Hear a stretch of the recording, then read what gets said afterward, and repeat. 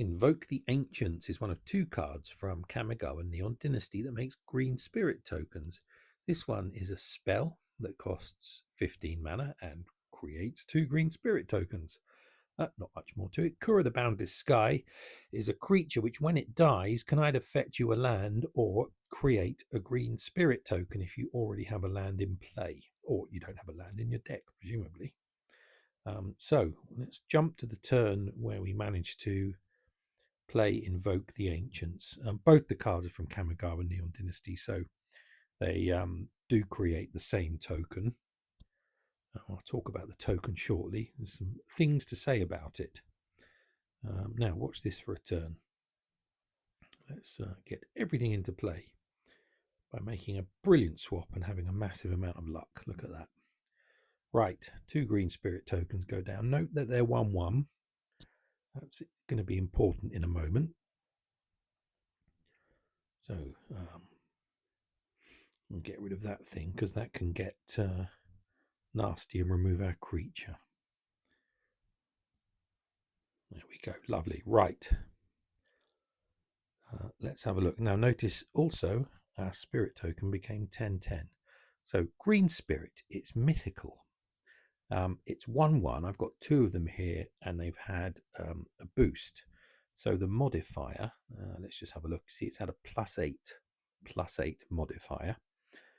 So if we have a look at the text, it says at the beginning of your turn, this creature gets +X until the beginning of your next turn, where X is the number of green gems on the board. So it doesn't become XX, it gets +X. So it's had +8. Let's just do a quick count. 1, 2, 3, 4, 5, 6, 7, 8. Yes, that's worked. Lovely. So it's had +8 and there are 8 green gems. So that's all fine. Let's have a look at the artwork now. Now, notice there's a pair of hands on the left. I think this is a beautiful piece of art, but notice the pair of hands. I hope you've noticed that. Here's what it looks like in full. So this is actually from a sorcery called Commune with Spirits. And the supplicant is kind of begging the forest kami, the forest spirit from Kamigawa Neon Dynasty for a favor. So we've been given a little chopped down version of this and it's been turned into a token.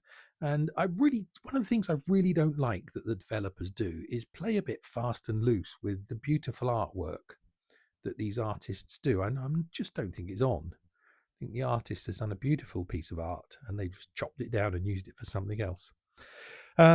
So anyway, right, rant over. This is by Aurore Folny, who is a French artist. She's from Toulouse. She's done 55 cards in Magic the Gathering.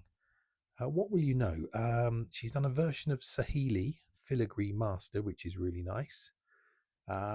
She did one of the Jacob Hausen or Hackhausen characters. But the one I think you'll know best is Anello the Painter from Streets of New Capenna. Do you remember Anello?